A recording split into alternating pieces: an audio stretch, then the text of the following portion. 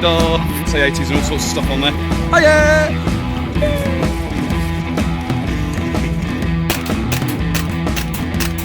Full. Yes, I did catch it.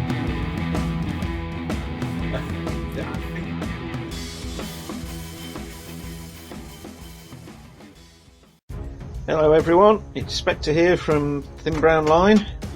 Here we are in my super secret armoury, namely my garden shed.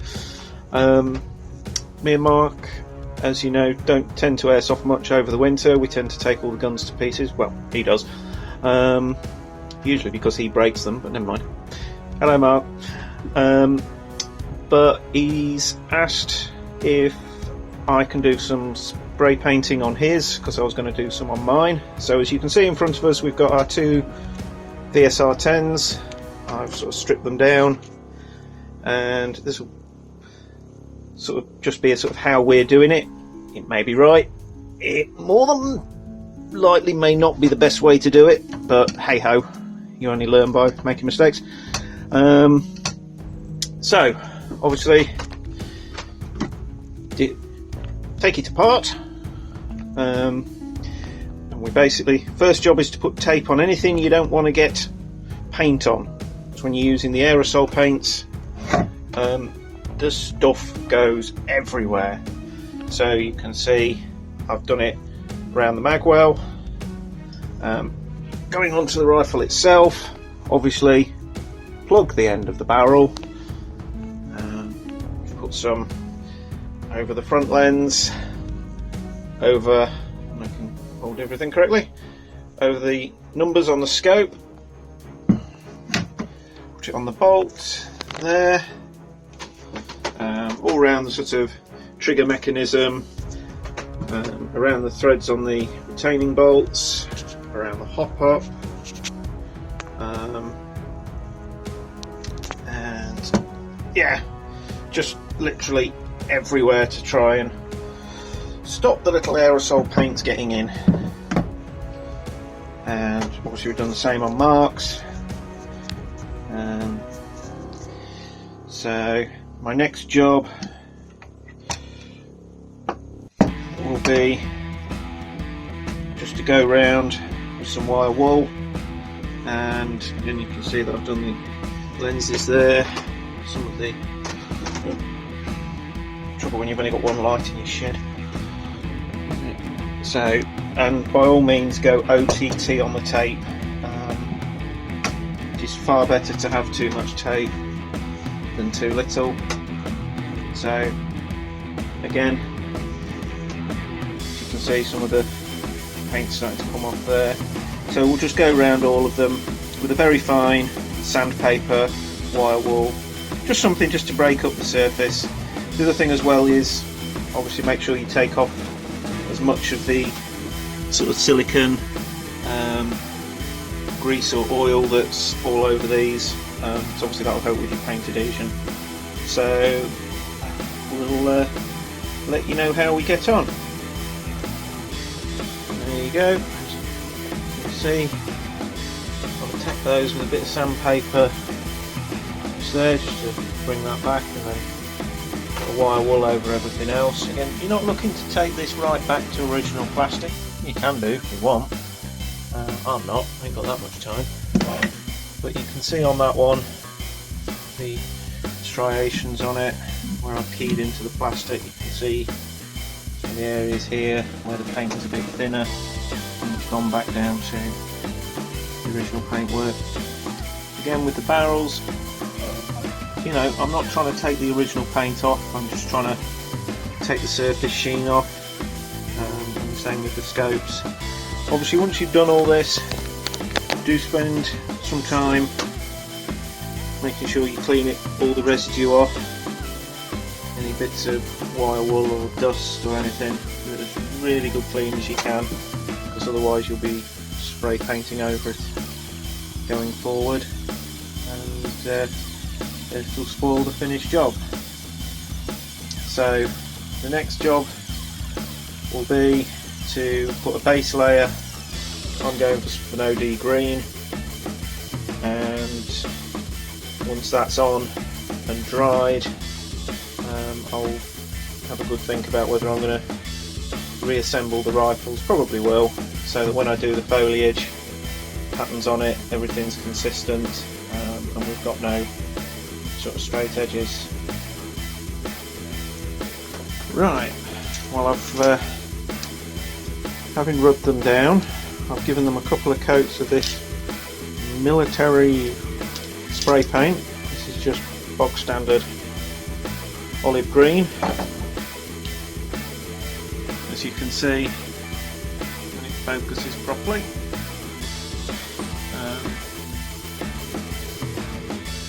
So I'm just going over all open surfaces. I mean, these have only been two sort of light coats, so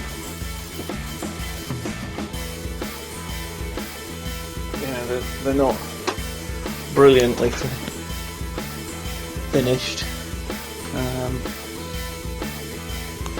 You can see the stocks, obviously the inside is still black.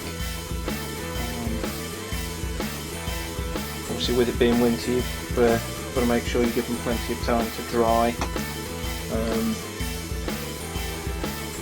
And I've used the swivel mounts there, just with a piece of gardening wire through, just to hang it off a roof hook in the shed. Same with the other one there. So I shall leave those now overnight for the paint to go completely off. And then what I shall probably do is reassemble them, give them some more coats, so as to build up a good solid base layer, to then start putting browns and light greens onto. So yeah, moving nicely forward I think with those. Scopes are a little complicated because of all the different angles you've got to attack it from, which is a good thing about these bits of wire, because you can just twist them round like that, so you get come at it from all angles. So we'll see how we get on with the spray paint. I mean, this stuff's just bought from Amazon. Spray paint, the invoice here.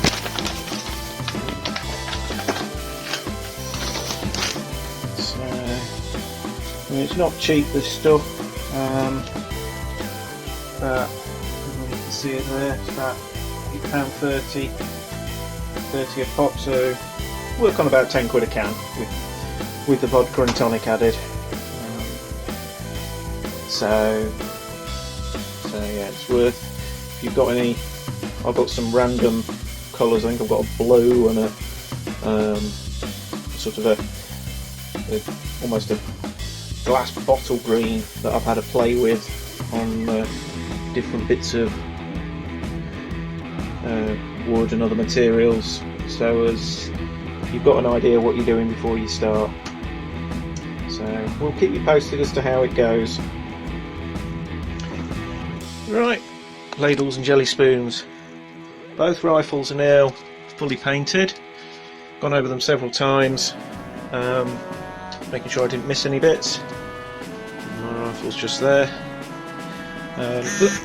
Let the paint dry for a good long while. The postman's bin, as you can see, I've got the brown, or the sort of earthy brown, and sort of tan brown there. Got the original tin of green. There's another one in the box back there somewhere. Don't worry, I'm not using the blue that you can see, that's from some other stuff. So all I've literally done is sprayed this card green. That splodge there is just me emptying the aerosol can when I finish with it. And so I sprayed it green a couple of days ago, and then literally just pulled some grass out of the field behind the house. It's a bit wet, but doesn't matter for a test. And basically done a couple of passes, 2 or 3 passes with one of the tins of paint, and just to see what it looks like. Now the one on the right hand side, I held the grass a lot closer to the actual cardboard, and as you can see, you've got a much more defined line on it, whereas on the left hand side I wasn't holding it down quite so much. You can see you get a much gentler line, and so now it's just going to be a case of getting some stuff out of the local woods, some bracken, some more grass, preferably all dry, and then laying them over the rifles, plus anything else I can come across. You know, I've collected some old shoelaces, might use them, and yeah, just anything really, just to break up the outline. So we'll see how it goes. Right, as you can see, the painting's starting to come along. We've cracked open the brown paint, so tried something a bit more man-made there. Not too happy with that. Not sure I should be using that again.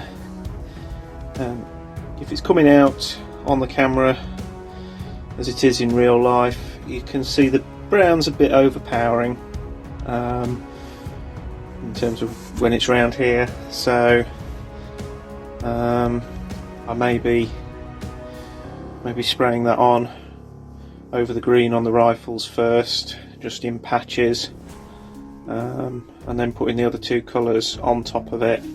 Again, I've just used the bits of grass from out the back of the garden. Seems to work reasonably well. As you can see, underneath, done a bit of a colour chart. I'm doing a big area in brown, it's a bit tacky, a little area in green, and then a little area in the sort of tan colour, and I'll use these as a base to use the other colours on top of, particularly the brown. So I may end up sort of doing stripes of colour on these, and then going back with the various bits of camouflage and leaf material to build them up. So we'll see how it goes. But yeah, if any of you guys are thinking of spray painting your own weapons, certainly if you've never done it before, get yourself a cardboard box. This is, I don't know if what's upside down for you guys, but this is just a paintball box, empty paintball box I borrowed from site. So recycle your cardboard and just have a play first before you commit paint to your rifles. So we'll let you know how this pans out. Right, so here we are. We're starting to build up the paintwork on these rifles now. Managed to find some of this netting that I've used to make sort of scope coverings in the past. Just had a quick play, just as you can see. Well, it's quite a nice little effect. Help break up the rifle. So what I'm going to do is work my way down with a few of these patches, and we'll see what it looks like in a minute. There you go. Just sort of laid them out, going in random directions. You will get some bits where, depending how close the netting sits to what you're spraying, obviously you'll get a different quality of pattern.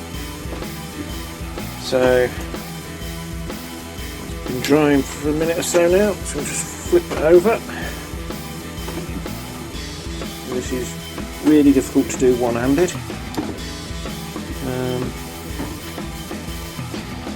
The other thing I'll say is, you know, once you've put stuff down, obviously make sure that you clean it, otherwise the dust and dirt gets under your paint and it will lift straight off. So let's see what the other side can look like. So there we go, that's the other side done. Don't want to use too much of this brown, as it can be quite overpowering, and this is only just sort of the first layer of what will be many. the rifle, so you don't want to overload it to this point. So I want to get some vegetation and stuff to build up the other layers, so that will be the next part of this video. Hello guys, and here we can see the results of the spray painting on my rifle. We've got the Blithering Idiots one over there, we'll have a look at that in a minute. And again, this was done the other day. I didn't have my phone handy, but all I had was the various colours of spray paint, some bits of bracken I got off a dog walk. You can see the bracken pattern there, and just alternating the colours, just going absolute ham on it. Different colours on top of each other, just trying to make things sort of stand out, be a bit shadowy in other places. So yeah, we've got sort of a light earthy colour, you can see sort of there. We've got brown when it zooms in, there we go. You've got the sort of normal green, and then tucked away in a few places you'll see a sort of olive drab. Again, just trying to make a bit of depth to the pattern. Now, I'm not sure, you should just be able to see it there. Those are pencil lines. Myself and Sherman decided we wanted our team logo on the rifles, so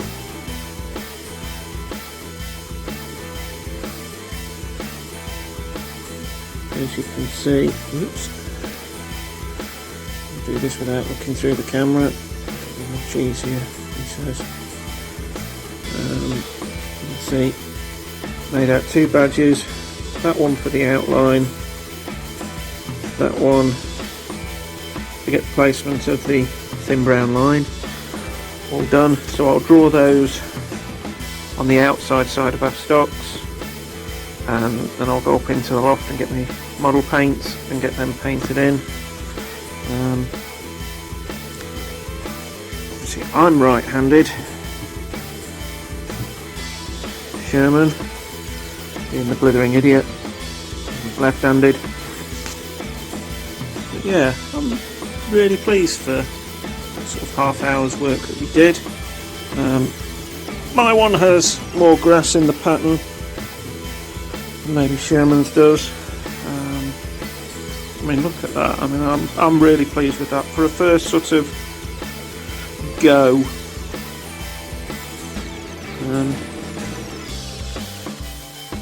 At this on any sort of scale, as you can see in some areas.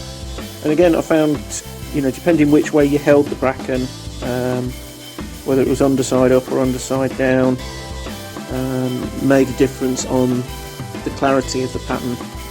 With the underside facing you, you've got a much tighter pattern because it's sat much closer to the surface, whereas if the underside was against it, it was that little bit further away, and it does make a difference. I mean, you can see there, there's another pattern underneath the bracken pattern, so yeah, you know, it really is worth having a good play, guys. Obviously don't forget your scopes, anything just to break up the outline. So obviously until you get the lacquer on as well, just remember that the blooming thing is very fragile. So you can see I've put the little paper stencil on there. I'll draw around that in a minute, and then draw in the brown line, and then we'll show you what it looks like when I've model painted it, which will probably be either tomorrow or over the weekend. Right, and here we are with the finished articles. These were lacquered yesterday, whole can of lacquer over the two of them. You can see I've removed all the tape from sort of sensitive areas that we might keep. Obviously, the scope faces. The emblems are now finished, all hand painted by me. I'm pretty pleased with how the camouflaging has come out. Yeah, I learnt a lot doing it, and I would probably say almost build your patterns up sort of one colour at a time, and just be very careful with the paint before you put the lacquer on, because it ain't half flipping delicate. I would also say if you've got somewhere out of the wind to do your lacquering, I would do that. I did it in the garden the other day, and bit of a breeze, so there's all sorts of dust and that stuck to the lacquer, but hey ho, all helps. So yeah, there they are, the two sniper rifles, or the two of many that the Thin Brown line now have, and these two are just need to be double checked, make sure all internals are working correctly, and then watch out. Not that it will do you much good, because if I'm behind one of these you won't see me till it's too late, but we'll see you on the game field before too long, I'm sure.